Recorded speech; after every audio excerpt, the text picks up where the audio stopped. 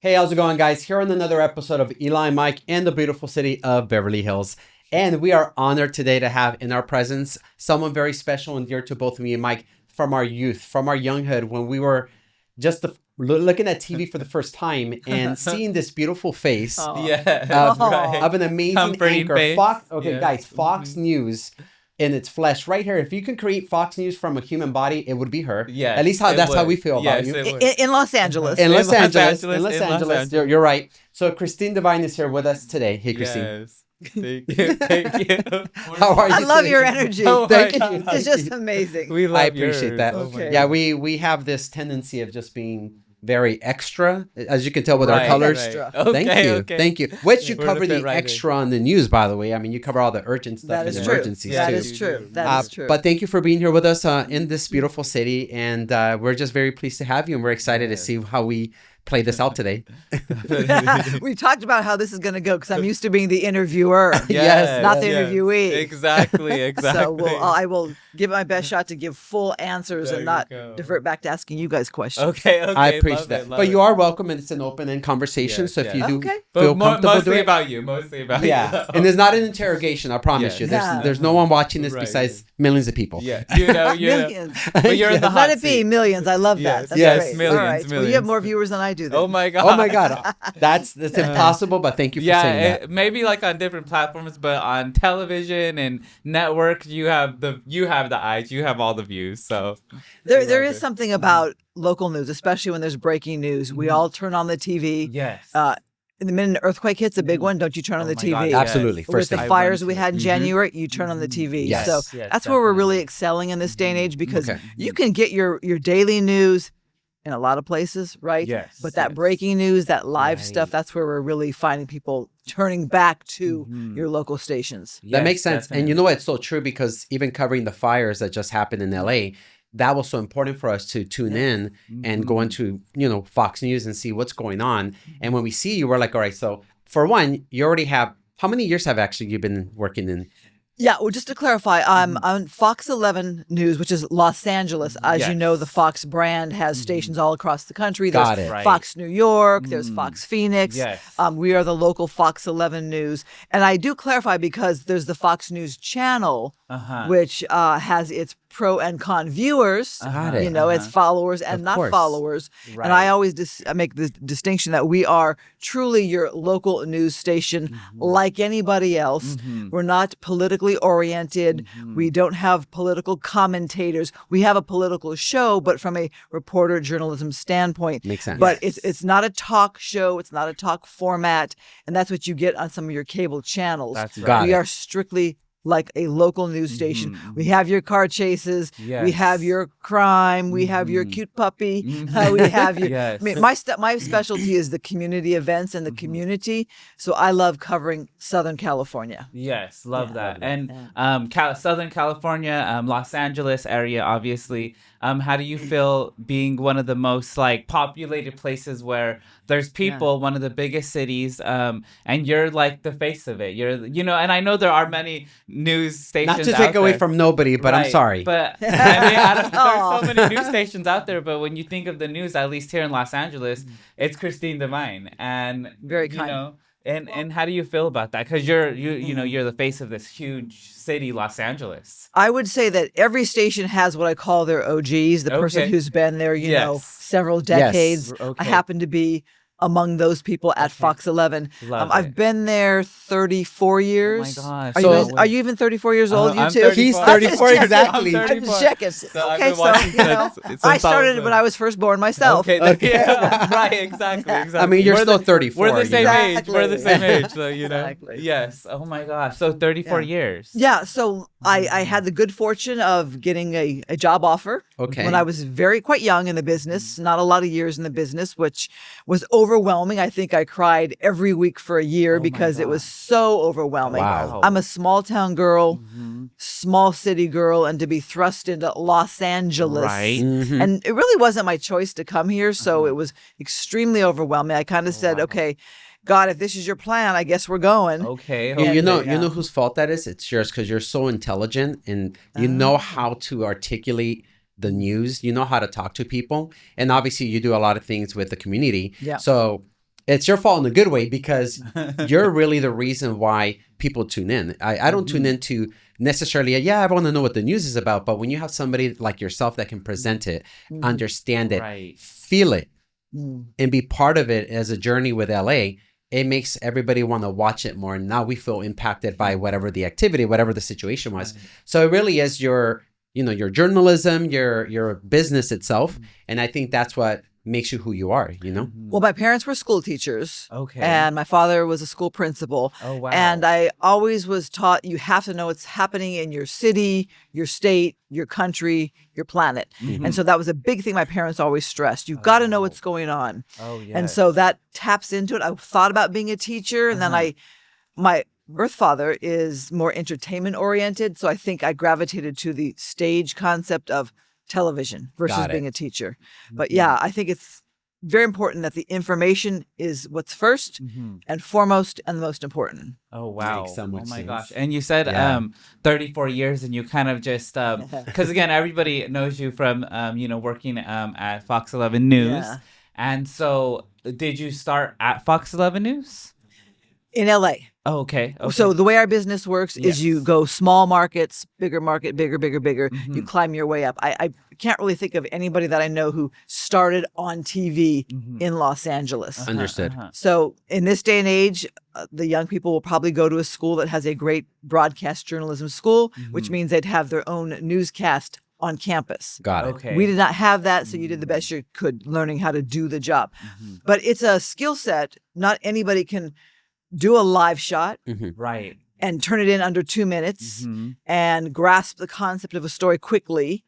It's one of those things where we can spend an 8-hour day and chop it down to 2 minutes. That's Right. a skill set. And so you have to do that over and over. You have to Wow. cover a wildfire a number of times to understand what causes a wildfire, why it goes, the winds and the resources and the water and the number of firefighters and which way they're attacking it. But that takes time to learn it by doing it. You have to do it. Right. So we start at the university level, get your degree, which lets you touch the equipment. Back in the day, it was this big, bulky equipment. It wasn't just your iPhone and your, iMovie where you can edit something. Wow. So to touch the equipment, you almost had to be a major in broadcast journalism. Oh, I see. Otherwise, the lower classes didn't get to touch the equipment. Yes. Okay. Yes. So then you learn to report, and then you go to a small city. I started in one of the smallest cities. You probably never even heard of it. It's called San Angelo, Texas. Okay. Actually, I have heard of it. You have? I have. It's a college town. It's kind of near Midland, Odessa. Okay. That'd be a bigger market to start in.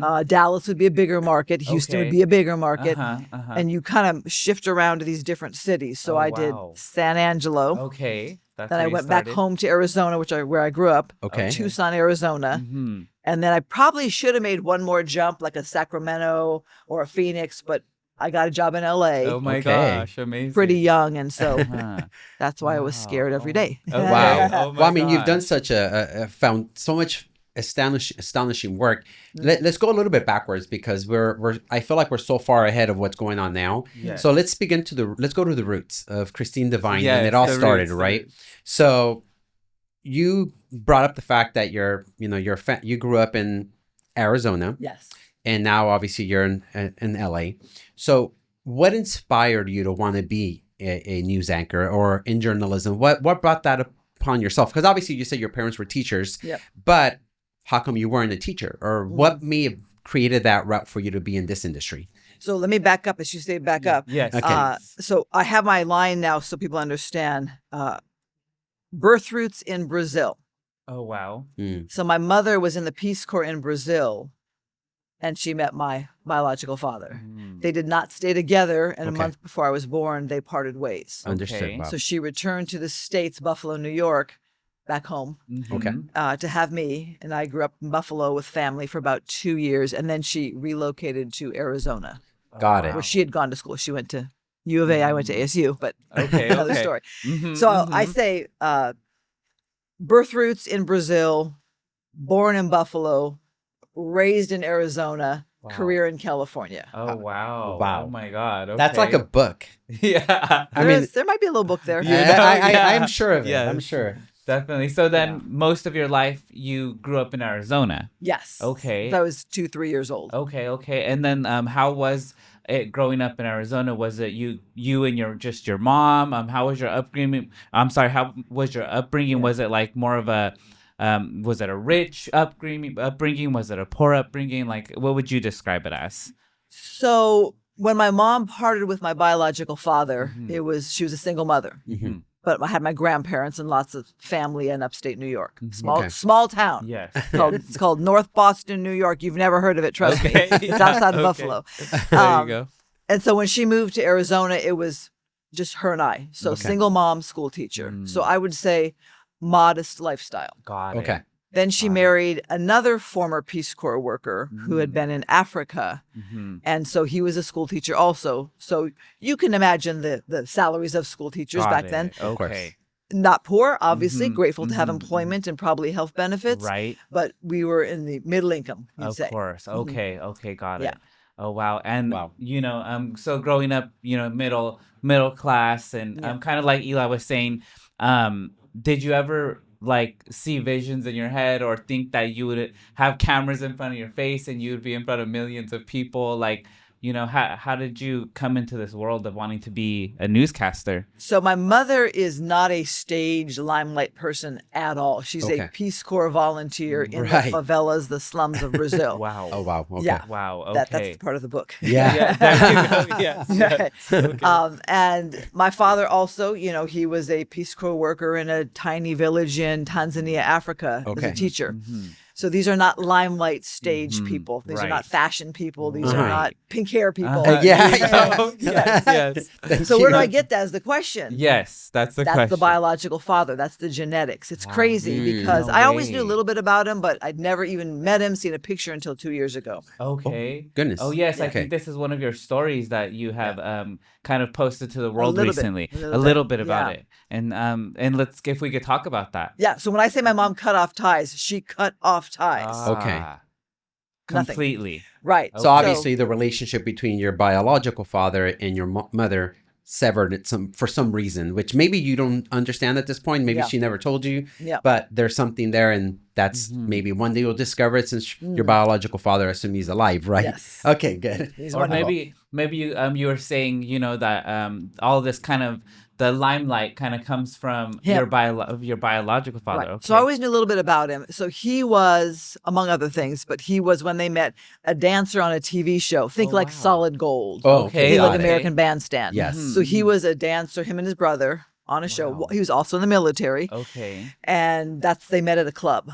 And so he is the stage. Wow. And in fact, when I see him, I go, let's do a selfie. He's like, Oh my gosh. my mom would do this smile. He's like, okay. he's like, good to go. Selfie, That is video. so He's great. good to go. Oh my gosh. So I realized I totally get that from him. Wow. So, So it's in your even- blood. Yeah.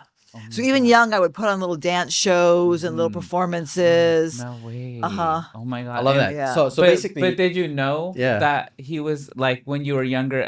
I knew he was a dancer. Okay, so you already kind of knew it. And a soccer player, which everybody in Brazil plays soccer. Okay, there you go. That's everybody. that's what a Brazilian told us on our. We had a Brazilian on our podcast. She's in fashion, and she said, "Oh, everybody plays soccer over there." I'm like, They do. My father, brag. He Yes, did we play love a little pro soccer, and he was the Amazing. goalie on the military soccer team. Oh wow. wow. Okay. I know it sounds great. Sounds very Love Brazilian. it. Oh And yes, it does. His son, I love this update. His son played on a team called Botafogo, which is the city where my father's from, and Botafogo is going to be playing in LA when Club World Cup comes here. Oh my god. Okay. No way. So we have the World Cup. We also have Club World Cup Okay. coming, Yes. and that's the clubs that compete from different countries. And the team from Brazil that's going to compete is Botafogo.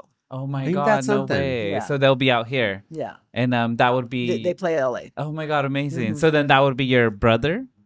Well, he's 36 now, so Okay. his soccer days are over. But he played Oh, on that yes. team. Oh, I'm yes. learning Oh, all got it, about got it, this. got I'm it. learning all Okay. about this. But there are a couple other teams, and they'll play like in New York from Brazil, and there are other teams. But Botafogo is where my parents met. Got wow. it. So let's talk about that impact, if you don't mind. So, how did you take the impact of knowing who your father was? You met him in the flesh, and now you saw him for the first time. Were you nervous? Were you upset?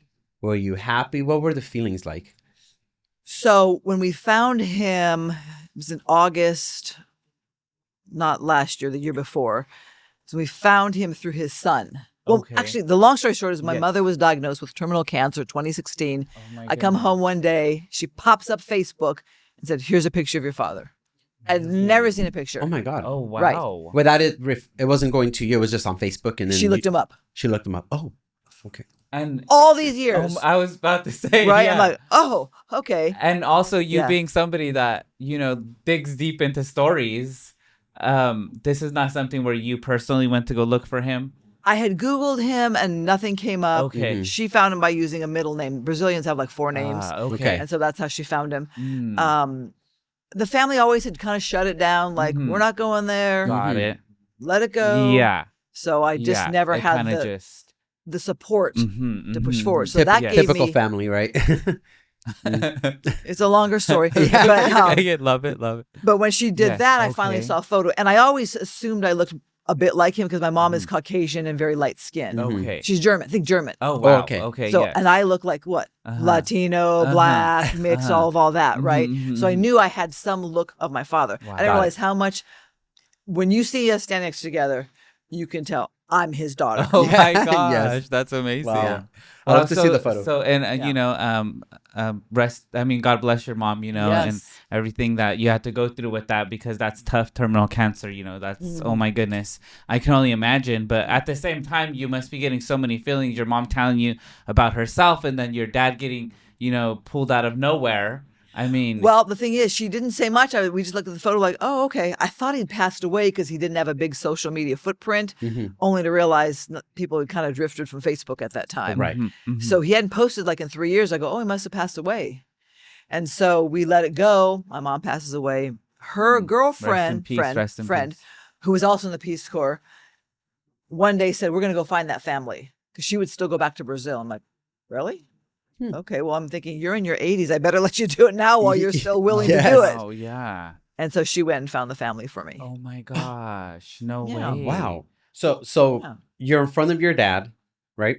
And you're there. So what was the very first feeling there? We did a Zoom first. Oh, you did a wow. Zoom. Yes. Oh my god. Okay. Yes. So what happened is we went through his son. He has a son, Okay. my half brother. Okay. Yes. There you go. There. And so the son finally made contact with the father and said, hey, this woman's calling from LA. She says, you're her father. Oh my God. That's crazy. Oh my god. Yeah. Well, he was shocked because he thought my mom was having a boy. So all this time he thought he had a son in America. So he's like, that's not possible. No way. Yeah. Oh my god. So he was actually in shock then. He really in shock. Oh my god. Man, he's 80s. 80s for this to happen in his 80s. Yeah. Completely Oh, in wow. shock. How old is your father right now? 81. Oh, 81. Wow. You know, it's insane. And there's I forget the saying, but there's a thing, things always come back. And somehow, some way, it was meant somewhere in your life for you to meet him. And I'm just grateful he's still alive. Yeah. Because I thought, Brazil is still considered an emerging country / third world country. Mhm. I thought for sure just the longevity would have him perhaps not be with us.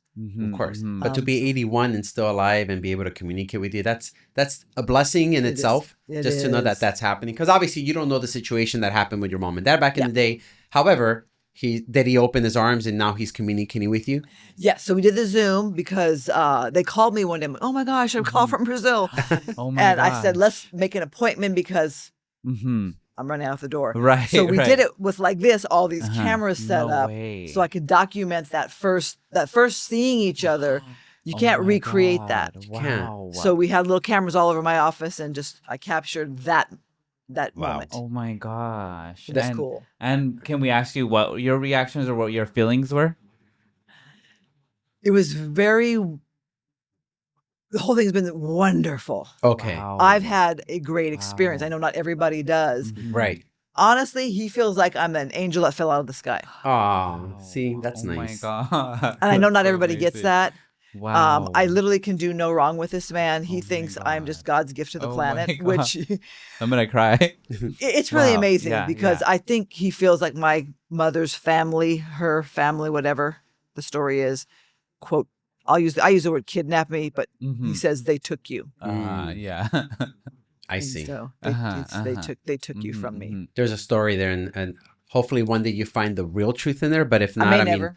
You may never, but at least you have your Yes. father, and he adores you, and he loves you as Yeah. an angel that came out of nowhere, Right. and he's always known you're there, and didn't know you were a woman, but Yeah. but You now he know, knows you are, and yeah. that's amazing. We also have a daughter, and so we do Oh, everything. you know then. Yeah. Oh, We know yeah. the So that's impact why You know father's love. Yes, exactly. we do. So when you said that right now, that's why I was like, oh my God, I'm gonna cry, Mm-hmm. because I could really feel it. Like I could feel that he got to meet you, and he's like, oh my gosh, like I have a daughter, and like we're dads, so we know how it feels. Really? And that's amazing to hear after so many years that you got in contact with him, and without having any like I don't know if this is the right word, but without having any like hate in your heart or resentment, you like had your arms open to him, and he did as well. And like that's a beautiful story, because sometimes you hear these stories and it's not the happiest thing that you hear. There might be a lot of anger or Right. like I said, hate. I don't know if that's the right word, but that's the type of things that I hear. And to hear this from you, it's such a beautiful story. Right. And I do kind of want to rewind a little bit and going still back to your childhood. Yeah. How was it growing up without your biological father? How were the years of you being a little girl? Are you an only child? No. So my mother married when I was about 2 or 3 years old. So when you're that young, that's kind of all you know. You can't Right. process too much of the past. Yes, Of course. So my stepfather was a wonderful father. I wouldn't say he was overly loving and touching and like a Latin father is. Right. My father's holding my Yeah. I call him bio dad. So Yeah. bio dad Okay. always is holding my hand. Yeah. Always has to be giving me a kiss. Uh-huh. He's just Yes. very touchy. Right. I'm like Right. getting used to that. I'm like, are Yeah. we really walking down the street holding hands? Yeah. Oh my God. Yes. So my father, who when he married my mom, adopted me. He was just very professional. Okay. He was a high school principal. Yes.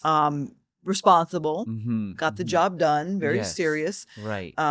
So I have no complaints. Love that. Jack Devine. Devine's his last name. Oh my Okay. gosh. Yeah, Jack Devine wow. is a wonderful, good Oh my man. gosh. Amazing. And together they had a child. So I have a half sister. Okay. Well, she's my sister, Got it. Mhm. but she's blonde. So obviously I wow. don't look like the family. So she's Oh my blonde. gosh. Wow. Then they adopted a Latino boy. Okay. And then they they didn't adopt them, but they long-term raised them till they grew up. Some Vietnamese refugee children. Oh, Oh, okay. wow. 5. They brought Wow. in 5. Yeah. Oh, That's amazing. wow. So 5 plus you. And my sister. Okay. So 7 And a altogether? Latino boy. Okay. So 8. Okay. Wow. Yeah. Oh, now wow. the Vietnamese children, they're all grown up now too. Uh-huh. They all didn't stay with us. We raised 3. Mhm. They did. I was in college, so my parents raised 3, Mhm. and then the other 2 went to other homes. But we're very close with all of them. I was just at a wedding for one of them. Wow. So- Amazing. So- So sorry. So you did grow up in a household with brothers and sisters, and basically your dad, like Yeah. you said, Yeah. that's the feel of it. So. Yeah. So no resentment. No, what am I missing? I mean, Yeah. I knew there's a Brazil story out there because of the color of my skin. Okay. You're constantly reminded. Yes. The naturally curly hair comes from something. Mhm. Not my mom. There you go. So you have curly hair. You have to straighten it. Yeah. I would have never guessed. Same here. Same here. He has to straighten Yeah, too. I have to Yeah. straighten. Very, So very tapping curly. into the news. So being someone that educates the world about what's happening around you in this city, how do you let it impact you? Like, so Right. obviously, is it Yeah. something? This is it something I feel like everybody yeah, needs to know. because obviously you have a job, right? Yes. Our job right now on this podcast is to be these presenters and Right. articulate well. Yes. But you also have a job too, where you have to talk to the world about what's going on in LA. Yes. Do you let it impact you in a way where if you see the fire, if you see death, if you see anything that's very horrific, do you have to tune out the cameras and just put yourself in perspective, or do you actually fall apart the moment the camera turns off? So Eli, here's the thing. I've been doing this for three decades. Okay. So the falling apart really doesn't happen so much because I've seen so much. Okay. Now, but you ask a very valid question because every day, yes, we do cover the worst of the worst on this planet. And I'm always storming around the newsroom. What are we humans doing to one another? That's Right. horrific. What's wrong with people? Mm-hmm. Yes, but the human experience I've found is very complex. Pain and loss is a reality of being a human being on planet Earth. And unfortunately, I am in a business that does share that daily. but I also get to meet the best of the best, Mhm. the most amazing human beings, the movers and shakers in their communities. Mhm. And that's why I do the community events. I want to meet the insiders in their community, like a sweet Alice Harris. I don't know if you know her, decades of work in Watts. I want to meet the people in the trenches fighting for their people, fighting for their communities. Wow. So for me, from day one, I would always MC stuff. And the smaller event, almost the better, because you're meeting so much heart and passion and reality there. Yeah. Wow. So that shows me that there's a balance to humanity, but there is a lot of suffering on this planet. My goodness. Even the suffering outside of America can be so great. Mhm. You think of famine and war-torn regions and poverty. So it is, I've determined it's part of the earthly human experience. Wow. And so your job is, my job, I guess, is to find the balance and create the balance so it's not destructive for my soul. Wow. Because it can be very destructive. My mom came out, again, small town girl, and watched the news, and she said, "My God, what are you putting in your mind? That's awful." Mhm. So the contrast with that is the stories that I get to do myself, the community work. Like I just went into Lancaster Men's Prison. I've done like 4 stories Yes. on a program where they're getting their bachelor's degree. Right. And some of the men, these are life without parole, convicted of murder people who have gotten their sentences commuted by the governor. I had no role in that, by the governor. Right. Yes. And we're putting them back into society. How do you want them to come into society? With critical thinking skills, having applied themselves, doing something productive, Right. Empowering themselves to get beyond the crime that maybe they committed when they were a 20-year-old gang member. Right. And so I get to bring stories of hope and empowerment. And that's how I find the balance in covering the human tragedies we see every single day. Wow. So you do have to, you have to have that balance to be able to get over, you know, You do. giving some of these stories It's that a are very lot. hard. Yes. I do a lot of spiritual soul work, Okay. church, gym, keep your body physically healthy, the blood going. Yes. I've been making more time to do some quality friend time. Love it. Just you got to do a lot of work to balance that out because it can be a very cruel planet. Wow. It doesn't look like an easy job, to be honest. Oh, really? No, Right. I mean, No. yeah, Yeah. yeah, because I feel like even what we do, being in front of cameras and doing what we do, it takes a lot out of you. Yeah. We're obviously not reporting, Right. deaths and things like that. We're obviously very spontaneous and happy and jumping around and doing our things. But to report, hey, a child That's got why I run love over. you guys. Thank you, I thank love, you. I'm like, let me tap into that Love energy. it. Love it. Yes. But to report really bad news, like children being killed and stuff like that, and you have to see these photos or these images, it can definitely tear a piece of you apart. But someone like yourself who has those 3 decades of experience in front of the camera explaining this, you know how to convert that energy and know how to just absorb it in a way where, hey, it's a human experience. It's just what it is and how it happens. Well, you got to keep in mind, working in small towns, even say Tucson, Arizona, we didn't have the kinds of horrific things I see happening in big cities. Okay. When I came to LA, I was like, oh my gosh. Just when it would get worse, there's a story that's even worse. Oh my gosh. And I don't know if that comes with the bigger city of more people, Okay. more poverty, more pain. But I hadn't experienced that. So I maybe didn't really know what I was getting into when I signed up for journalism because that wasn't my lens. Yeah. I see. We covered the school board meeting in depth. Oh, wow. We knew all the board members of the Yes. school district, You probably can't even name one, right? Yeah, I can. So in a small town, Yes. that's your news. Wow. Like you could name every high school. I can't name every high school in LA. Right. And so then in the beginning, and I'm so glad you asked this question. This is something that I've always wanted to know when I watch the news. I've always wanted to know this question on, how do these individuals, tell this story of a death or a fire, and then the very next story is, Puppies.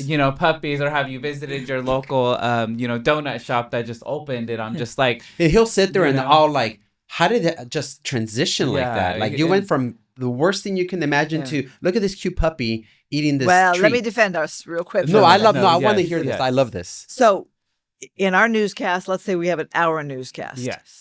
We're not going to do the tragedy of the day and then the puppy right next to it. Okay. We're going to have a flow. Mm-hmm.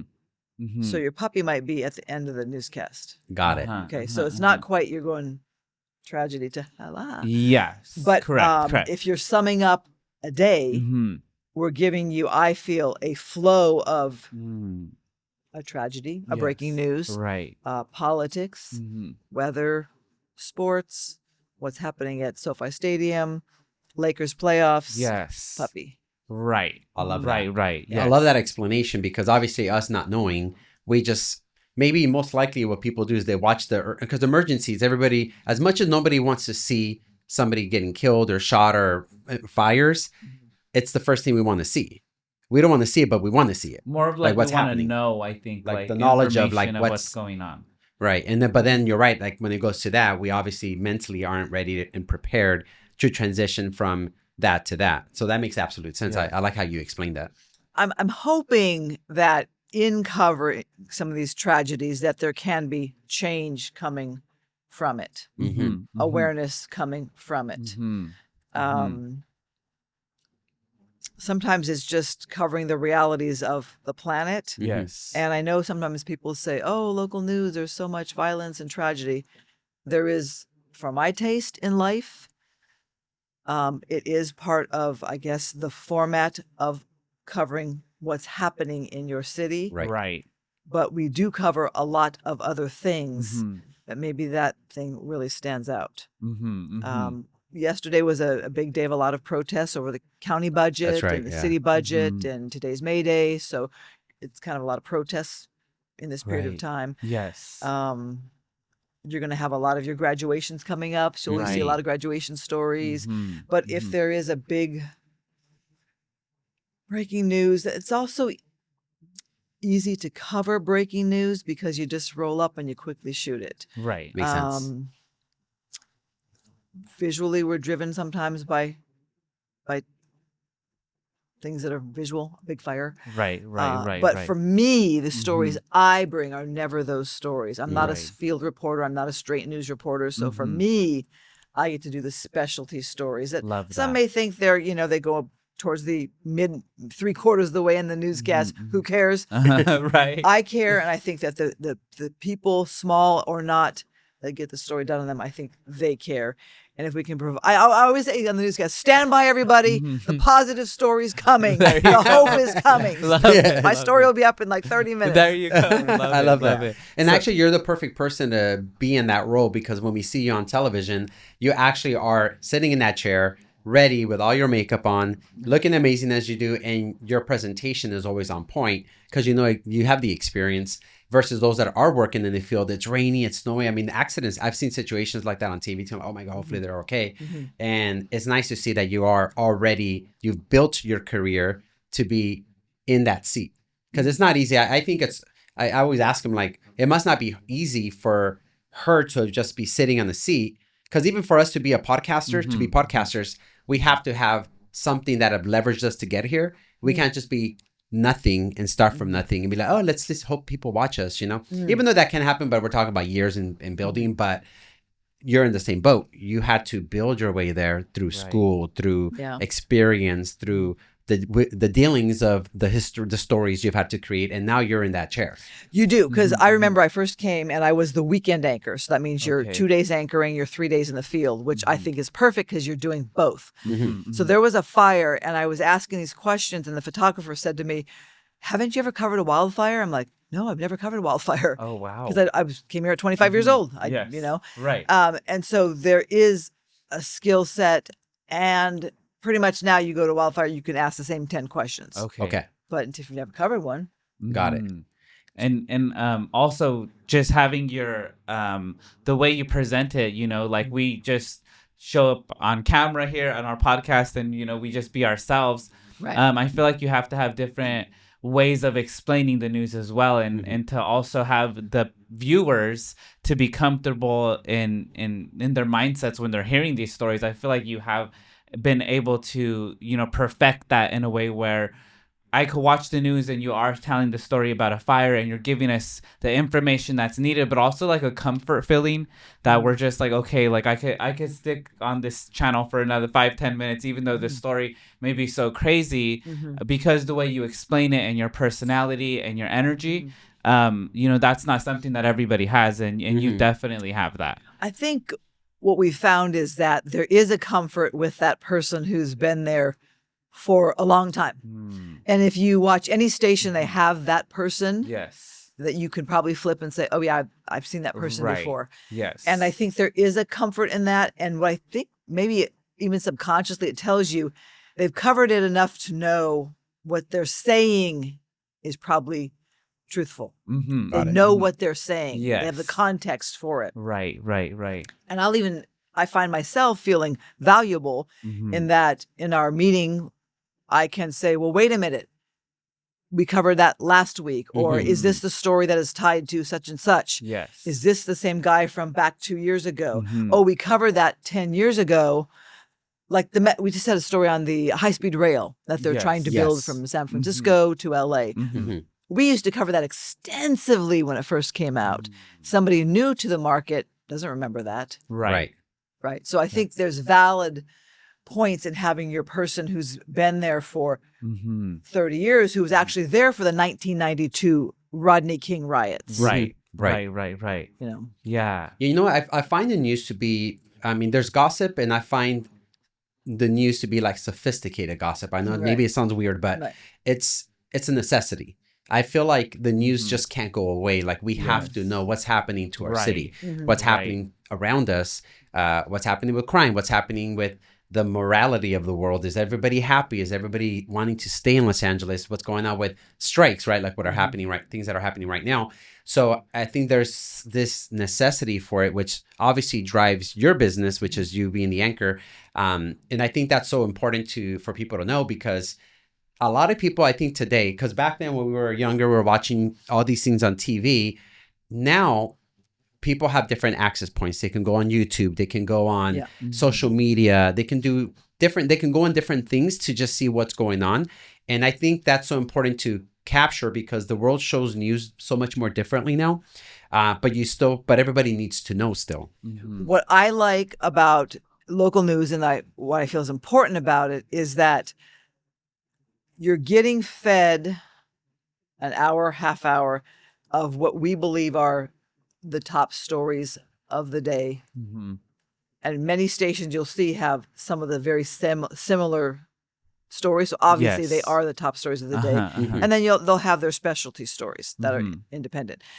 If you just go on streaming or Yahoo or whatever and pick the things you want to listen to, I don't feel like you're getting a well-rounded, quote, education of what's happening. Right. Oh, right. And so what we do is we bottle it and sum it up in an hour for you. Bam, bam, bam, bam, bam, bam, bam. These are some really important things. And feel free to read everything else and get perspective from here and sound bites from here and people's opinions from here. Yes. But if you don't bother to be told some of this stuff, this is what's happening with Russia, or this is what's happening with Israel. Yes. And you're just reading about, the latest Shannon Sharp scandal. Right.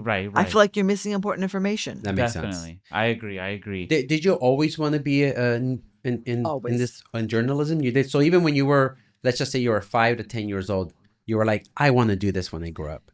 No, I thought I'd be a teacher like my mother. Okay. Many of us follow in our parents' footsteps. Right. I thought I'd be a teacher. Would love to have been a ballet dancer, but didn't take enough ballet dance. But you did some, though, huh? One class. Okay. So that was valid. never It's valid. That was fun. That was never going to happen. Love it.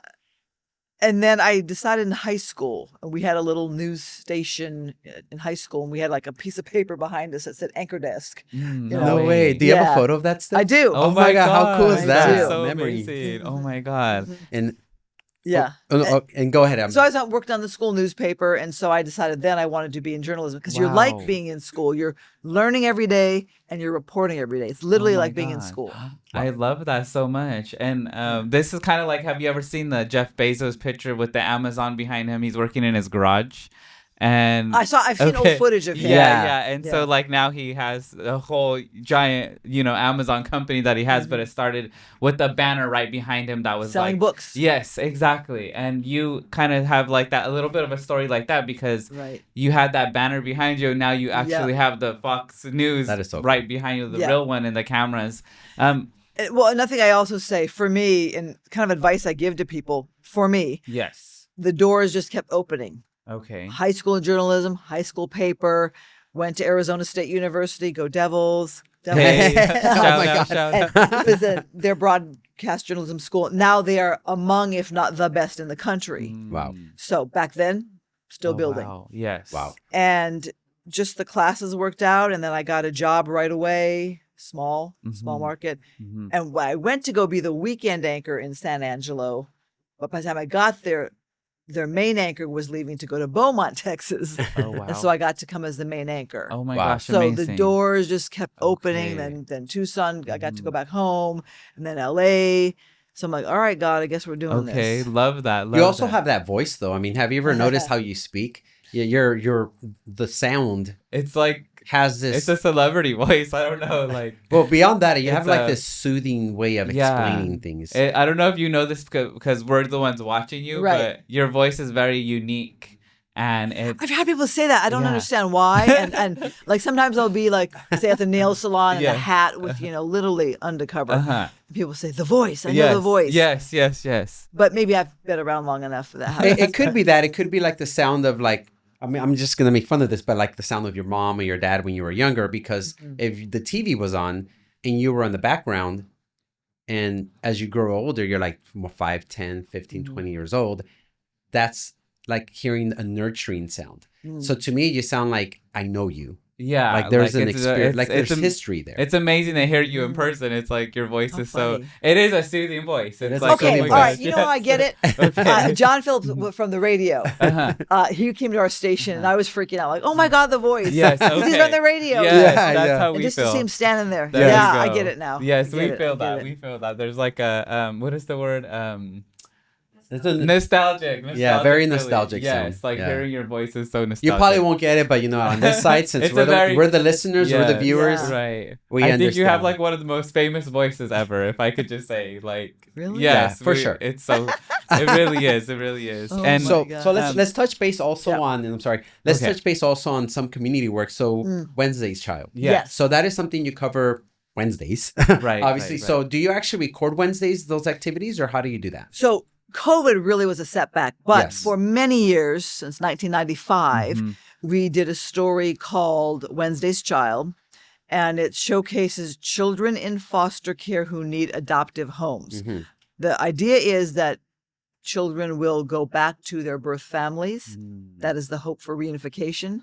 But there are a percentage of kids where the judge has ruled that is not going to happen. And they are placed in the adoption category, Yes. so to speak. And so we have showcased those children. We do special needs, large sibling groups, because to adopt a family of 5 is Oh, a very wow. tall order. Yes. Or older children. Like I just was with one of our kids who was adopted at 17. Oh wow. Okay. Oh So my not gosh. everybody's looking to adopt a 17-year-old. Right. And right, what I right. love is that father adopted another Wednesday's Child teen.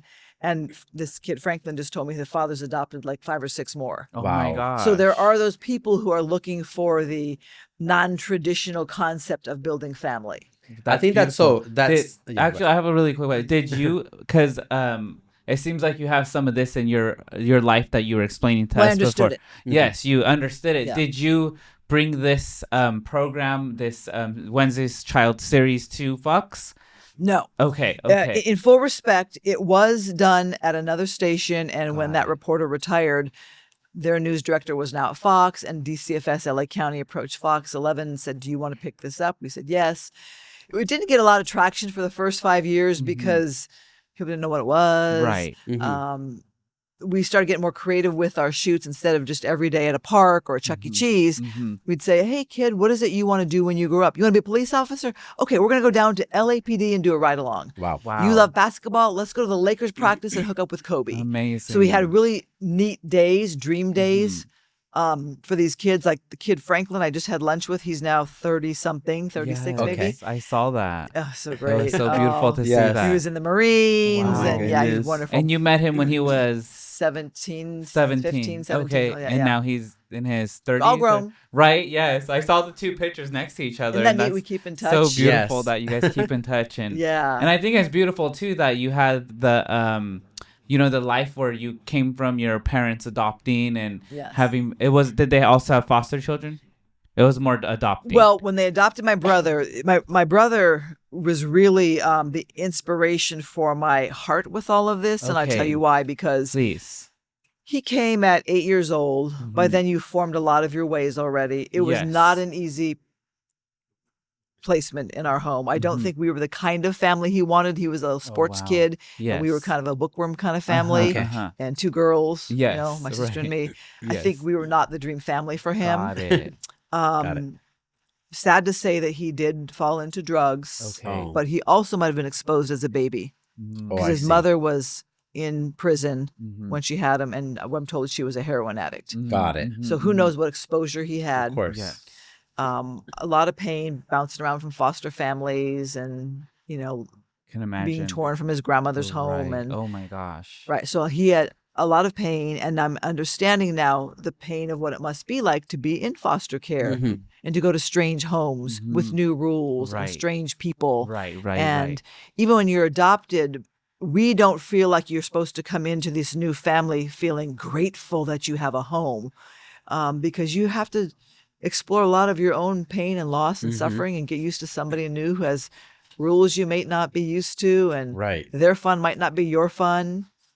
Like, I remember one little guy who I'm still in touch with too. Mm-hmm. He was adopted by a man who was a bit older, who'd fostered a lot of kids. Okay. So now he's a bit elderly. Yes. And this child found the parent not to be that fun. Mm-hmm. And I thought, well, he's elderly. Right. So he's not going to be the soccer dad. Yeah. And you might not be going on vacation to Cabo. Mm-hmm. But the child had shelter and food and wasn't in a group home. And so we had to go with the positive and get him through that chapter. And Wow. he's now my dog groomer.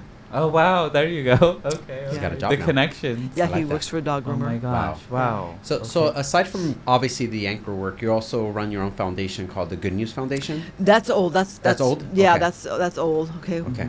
Yeah. Got it. So, Yes. but you still have done a lot of philanthropy work. So I mean, that's a lot of things that you've done with foundations, Yes. from helping different foundations, with nonprofits. And as even well. being the face of Wednesday's Child, I mean, I remember this from as long as I can go back that I can remember. Like every single Wednesday, without a miss, Yeah. you guys have always been Up until COVID. Okay. Yes. COVID yes. time set us back because obviously you couldn't meet with the kids, and we course. call them our dream days. So you can't go out and shoot these days because of COVID. Yes. And then it just hasn't really rebuilt to that level since then. But I would then. still do other foster care stories. Yes. Now my schedule is extremely busy with added newscasts, so Yes. we Okay. do it on occasion. I've got one airing next Wednesday. Amazing. There Oh you my go. gosh. It's Yeah. really just changing lives. Like truly, that's life changing right there. The things that you do, not only, giving us the news, which we need to hear and maybe go out to be better people when you hear things that are going on, people that are watching the news, we can, go donate or do something. But, Yeah. you have even the Wednesday's Child where, that's opening people's minds as well to be, foster parents or Yeah. adopt. So that's beautiful. Well, what I love about that, and this is really gave me some validation Yes. for it, is I had met 2 twins who had been in foster care, not on Wednesday's Child. And they told me they had never seen foster kids portrayed in a good light until Wednesday's Child. Wow. They were maybe the bad kid in a horror Yeah. movie. Uh-huh. Or True. they were Very maybe true. in the news for something they did that was bad. Yes. And so for us, we really wanted to portray children with a smile, Wow. with dreams, That's with beautiful. hopes, Love that. working through their own stuff. And it's okay to Wow. work through your stuff. Yes. we have a really good friend Yes. of ours, Jay Brewer, right? So he was a foster child, if I'm right, wasn't he? He lost both his parents, so he came out to be amazing. But he obviously we had him on our podcast. He's one of our OG podcast guests. Millions of followers, does huge things. He's Jay Prehistoric. Maybe you've heard of him. He does a lot of animal things in Orange County. No. A bunch of animals. But he went through that story and that challenge, and now he has his own daughter, and now he's he's married, so he's built himself around a lot of loving people, and he's one of those people that came from foster family and has light to him. And he's grateful for that. He's grateful for the family, and what a great person as well. But without that family that took him on, then that may not have been the case. So So his story is a little different from what I tend to see mostly with what we deal with. You say he lost his parents, right? I believe so, yeah. Okay. Most of the children that I work with have been removed by DCFS due to abuse, neglect, or abandonment. Okay. Oh, wow. So a whole different kind of definitely. pain and suffering Yeah, there. okay. And sometimes the kids still miss mom or dad or whatever. Right. So I've dealt with a lot, like the Vietnamese kids that came to my family through Vietnamese refugee programs. They had their birth father, but they were escaping on boats after the war and sent to this country and picked up by a charity. And then so eventually their father came over. Their mother had passed away when they were young, but they weren't removed because of abuse, neglect, or abandonment. They were fleeing a war-torn country. Wow. So there are a lot of different stories about how people are in foster care. But you can imagine the pain in the ones that I tend to deal with. Right. That's Oh insane. my gosh. So, sorry, we have so many questions Yeah, for you. like- We're like, oh my god. Maybe I'll ask the next one, just because I want to know. You're such a smart, strong woman, like to be able to be on these newscastings every day and the stories that you give, and you know everyone I'm sure views you as a strong person. But have you had a time where possibly you were down and beat from something that happened, and you're just like, I just can't get out of bed? and it didn't even have to be the news, something even personal. It could to be you. personal, or maybe it was something Sure. from the news that you were just Sure. like, I can't shake this off. Yeah. But what was that story, and also how did you shake it off? Because you're sitting here with us today, and we're all good and smiling and able to do this podcast. So I'm sure you got out of it. Yeah. But what was one of your hardest times? Well, being that we are living this human experience, Right. We all have something that hasn't gone our way, Yes. Right. that has been difficult or painful. So let's say, I mean, it could be any one of a number of stories. Coming to LA was very difficult. I was 25 years old, just turned 25, scared in over my head. Yes. Didn't know anybody. LA is very spread out. Takes you forever to make a friend, and they live probably 40 miles away. Yeah. Right, You yeah. know? Right. 2 hours Yeah. with traffic. Yeah, like my bestie lives in Santa Clarita. Oh, It takes a bit of a minute to get over there. Yes, Yeah. exactly. So I just found LA to be extremely overwhelming. And so, like I said, I think I cried every week for a year. Wow. Everybody knew I was green, and Wow. I always felt maybe not quite ready. So that was a hard chapter. Yes. I mean, that's strong though, And- because I mean, a lot of people that we've actually met a lot of influencers, since that's a lot of the things we do as well. And they come here from either escaping their parents, or they left the country, they came from Russia, they came from Germany, or different countries. And they have the same story, like, I'm alone, it's just me, They I'm get trying to to make it LA, move to get to LA. And they're just, they're torn from every, so many different things out here. So you're touching base with a lot of viewers that watch our content that are influencers that go through exactly or similar situations like yours. And how did you break that spell of crying every day and going through this crazy life in LA? The reawakening of Christine. Yeah, when did that happen? Well, I got your remember strength? one time, it's funny. I was driving down the street and I was just sobbing my eyes out, and somebody yelled over, "It's not that bad," or "It'll get better." And I was No so way. embarrassed, but yeah. Oh my God. Oh my god. So those are the situations that I want nobody to ever see me cry. What? No way. Shout out to that person. Wow. I was like, what? You know. Could have been your angel. Do you feel like that woke you up a little bit? I was just embarrassed. so, Yeah. Okay. Hey, it's being embarrassed is better than crying. So Yeah. in some cases. Yeah, in some cases. Okay. So what's the future look like? We're getting close to the end of our podcast. And Really? I know. It's 53 minutes. I'm so I sad know. right now. I'm like, why did we? I was like, why did we tell you an hour? Because I I had know. too many questions. Like, I'm not even kidding. But since we are nearing the end, what does the future look like for you, Christine? So obviously you're an anchor and you've been in it for a long time. Let's just give a time frame too, because I could say forever. Let's just say in the next 5 years, are you still looking to be that promising anchor newswoman on Fox 11 News, or are you looking to adventure into something different? Well, LA has some exciting chapters coming up. We have the World Cup. Yes. We have the Olympics. Right.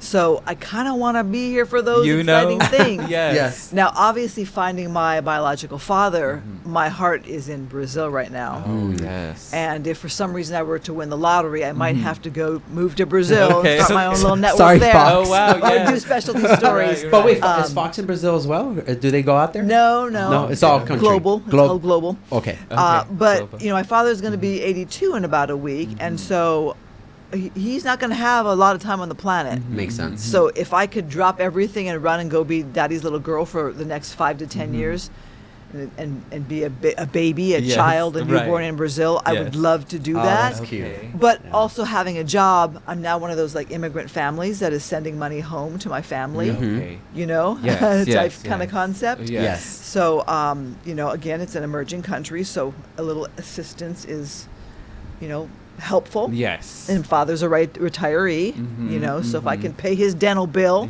I like to do it. Right. That's I can pay for the new tire on the car. I like to do it. Love so that. being employed right now is working very well for me because I that. can, be of a little assistance. Not that they were fine before me, but retirees, you live modest income. Yes. That's powerful. That's beautiful. Yeah, we also grew up from the low class, and then obviously we got to the middle class, and we are where we're at now thanks to our parents being that backbone of pushing us through. Like your parents were teachers. Right. We're obviously blessed. Let's be real. Everybody who has their parents right now are in LA. You really are blessed. It's just what you do with your time. But I think that's amazing how you can project the story and give out the news in a certain way to impact people, just as much as you impacted us to draw you into our podcast, because we wanted to just get the news from you. We wanted to know personally. Christine Devine. We wanted to know Christine Devine. And this is probably also a harder question as well, even though we just had a really great question. Has there been a news story that has shaken you so bad that it was just also hard to just say, I cannot shake this off? Like, I know you have covered a lot of news, and Los Angeles being one of the craziest cities ever that I ever hear about.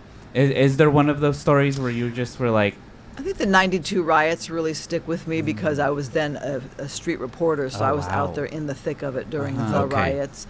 And I had actually interviewed exclusive stuff with Rodney King a couple years after that, and just that whole issue and how it changed our city.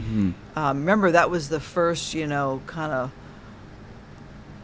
we didn't, now everything's live and phones capture everything, but we didn't have that back then. And so, my best friend's a police officer, and so just to look at all the issues that came with that: race, economy, policing, the viewpoints of African American people. My father's my father's black, and so I have been looking at a lot of social issues with a different lens, and that goes way back to that period as well. Right. But with this whole journey of finding my father, and was really neat, is my father's sister, cousin, sister, was a big-time actress in Brazil. Okay. And she and her husband were the founders of Black Theater in Brazil. Wow. And the husband is one of Brazil's top civil rights leaders. Wow. He's passed away, but I mean, like right up there with MLK Wow, that's huge. and Nelson Mandela, right on that level. So I'm really exploring a lot of social issues on economy and race and justice, and how we can make the planet better. Yes. Better. Right. Yeah. Wow. Yeah, so it's in your blood. It literally is in your blood. And being back in the 92 riots, I mean, you were out there in the streets seeing everything go crazy, basically, right? The city just a huge riot. I mean, that must have been scary as well, just being out there in public. And I mean, I know there was like cars on fire, and for you to just be out there, I can only imagine. And it's not like you're trying to run away from the scenes. You're trying to kind of be posted there to make a story out of it. And I know we're getting closer to the end, but I also have to ask this as well. Also, how do you do it being live? Because we're watching you literally live, and this. So the camera. Or actually, is it live? Is it live? Yeah, that's timed? All local news is live, Okay. unless it's a magazine show. Okay, so it's not pre-timed where it's like a minute before. No, like it's actually live. There's no buffer. It is It's live, straight out. and that's why it's one of those jobs where you want to do it over and over and over, so you can get out of a bump. You can time yourself properly. You watch what you're saying, and you know the facts. So what you are saying is as much knowledge based as possible. And how do you do that so well being live? The cameras are live. You're not allowed to mess up. Is it like what's helping you be? Are you rehearsing the stuff before, or is it the You've teleprompter? read copy. We have teleprompter, but you've read the copy. Like I get up, the minute I get up, I'm watching the news of the day to to see how it's going to affect my day when I go in at 3:00. Right. like protests today might still be going on at 5 o'clock. Yes. So I'm knowledgeable at 5 o'clock because I've been tapping into what's happening all day. Got it. To be informed. Mm-hmm. Wow. And I'm sure at this point you don't get nervous anymore, but I mean... The nervous part is if you have a guest, because then you never know what they're going to say. Okay. If that's live. Yes. And the nervous part is if it goes really, really long, that you are still continuing to speak with knowledge and insight. And You didn't seem nervous today. well, once we got going, I guess we're okay. Yeah. Well, we want to appreciate you, taking time to be here. I know you cover big stories, and we're just Eli and Mike. We're just Eli and We're just Mike. these We're guys just Eli that and Mike. have colored hairs. With the amazing Christine Devine. Yes. We're so blessed. But you really are divine, and thank you so much for having this experience with us. And everybody that's watching, there is one last thing. If you could do us a favor as well. That camera speaks out to the audience. If there's any message, perhaps to even people in LA, you're welcome to, relay that directly to people if you like. I will. Well, May is Mental Health Awareness Month, and so I think it's really important to not be so caught up in, say, the gram and the social media where you think everybody's life is so perfect and wonderful and they have these fabulous meals and this wonderful clothes, because I think we're all going through chapters and journeys of growth, and some days are extremely tough, and you too are crying in your car, sobbing down the road, like me. Yes. And there are other days full of empowerment, but I think that we're on this constant journey. It doesn't end. It doesn't end when you're a certain age. You're literally on a new constant journey, and meeting my biological father at this age in life has me on a brand new journey. Wow. So keep the hope, keep the faith, and you never know what's going to come before you that might be super exciting down the road. Oh my Wow. God, that was so amazing. Such a powerful statement, guys. You guys already know where that to was find beautiful. Christine Devine, Fox 11 News. What is the time so people can tune in and make sure that? Yeah, it's Christine Devine, and that's Devine, and my handle is at Divine News, Devine. Yeah, I'm on Fox 11 News at 5 and 10 p.m. We also, though, launch new shows on Channel 13, our sister station, Fox 11 Plus, at 8 and 9 p.m. For those of you who go to bed a little early, There you go. we got you at 8 p.m. Not There you us.